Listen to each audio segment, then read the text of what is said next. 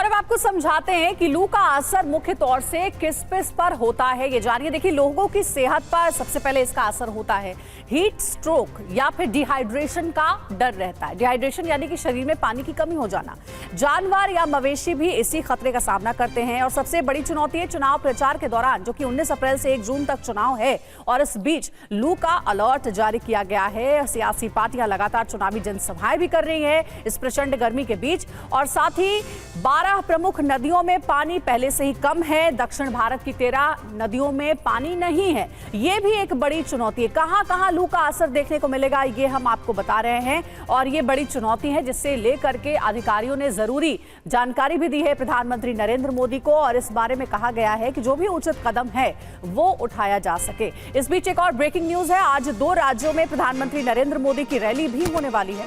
सुबह 11 बजे जम्मू कश्मीर के उधमपुर में पीएम की जनसभा होगी। वहीं दोपहर 2:15 पर राजस्थान के बाड़मेर में रैली होगी। वहीं शाम 4:45 पर राजस्थान के दौसा में भी एक रोड शो होना है।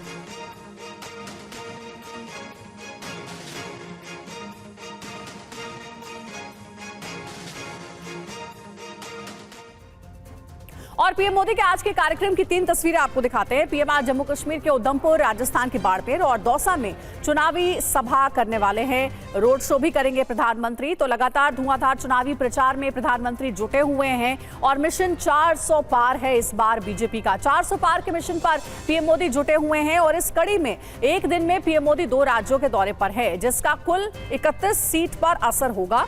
उधमपुर की बात करें तो यहां पर भी पीएम की जनसभा है, वहां 6 सीट पर इसका असर होगा। यहां से डॉक्टर जितेंद्र सिंह तीसरी बार उम्मीदवार हैं। इसके बाद पीएम मोदी बाड़मेर में रैली करेंगे, 4 सीट पर इसका असर होगा। बीजेपी कैंडिडेट कैलाश चौधरी के लिए चुनावी सभा करेंगे प्रधानमंत्री। तो राजस्थान में भी आज प्रधानमंत्री की चुनावी रैली है। वहीं आपको यह भी बता दें कि निर्दलीय प्रत्याशी रविंद्र भाटी की एंट्री से ये मुकाबला और ज्यादा चुनौतीपूर्ण हो गया है। राजस्थान के दौसा में पीएम रोड शो करने वाले हैं और इसका असर 4 सीटों पर पड़ेगा। कहा जा रहा है कि कन्हैया लाल मीणा के समर्थन में ये रोड शो होगा और 4 सीटों पर इस प्रचार का असर होगा। और आइए आपको सुनवाते हैं पीएम मोदी की रैली से पहले वहां के वोटर्स क्या कह रहे हैं।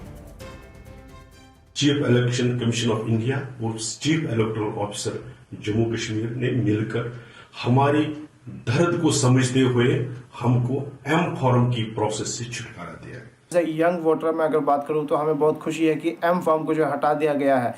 हम इलेक्शन कमीशन ऑफ इंडिया का जो है तहे दिल से शुक्रिया अदा करते हैं। हम कश्मीरी पंडितों की बहुत पहले से एक इच्छा थी कि एम फॉर्म कैंसिल हो, तो हम बहुत बहुत शुक्रगुजार हैं इलेक्शन कमीशन के। और आने वाले टाइम में जब भी इलेक्शंस होंगे तो हम भारी मात्रा में मतदान करेंगे, वोट देंगे।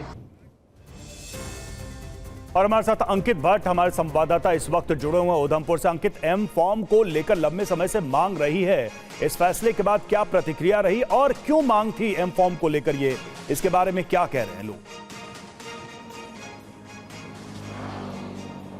देखिए, 1990 से कश्मीरी पंडित जो है वो कश्मीर से विस्थापित होकर जम्मू आए थे।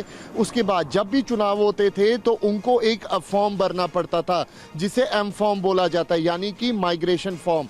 उसके बाद ही जो कश्मीरी पंडित थे वो लोकसभा या फिर विधानसभा में चुनाव वोटिंग कर सकते थे।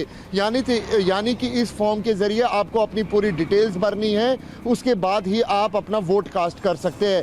लेकिन कल जिस तरीके से इलेक्शन कमीशन की तरफ से नोटिफिकेशन जारी की गई और साफ कर दिया गया कि अब कश्मीरी पंडित समुदाय को एम फॉर्म नहीं भरना है, और उसके बाद जो कश्मीरी पंडित समुदाय है वो काफी ज्यादा खुश नजर आ रहा है, इलेक्शन कमीशन को धन्यवाद देता हुआ नजर आ रहा है। का स्वागत किया है कश्मीर के लोगों ने, जम्मू में रहने वाले लोगों ने, और सरकार का आभार भी जताया। शुक्रिया आपका इस जानकारी के लिए। और अब एक खबर जो आज का सियासी एजेंडा है। आज तमिलनाडु में इंडिया और एनडीए की रैली है। कोयंबटूर में एम के स्टालिन और राहुल करेंगे प्रचार। 2 दिन के तमिलनाडु दौरे पर शाह आज मदुरै में रोड शो करने वाले हैं। तो आज कोयंबटूर में जबरदस्त तरीके से सियासी हुंकार देखने को मिलेगी।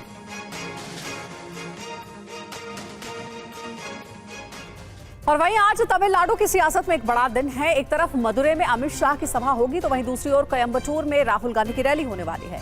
लिहाजा आज सियासत का सुपर शो तमिलनाडु में भी देखने को मिलेगा। इससे जुड़ी इंफॉर्मेशन भी आपको आगे हम देने वाले हैं।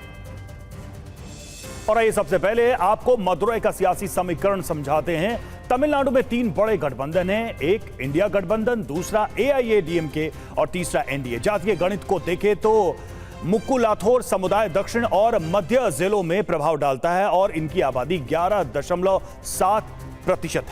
वहीं वन्नियार समुदाय उत्तरी क्षेत्र में प्रभाव डालता है। इनकी आबादी 16.9% है, जिन पर बीजेपी की नजर है और उम्मीदें हैं।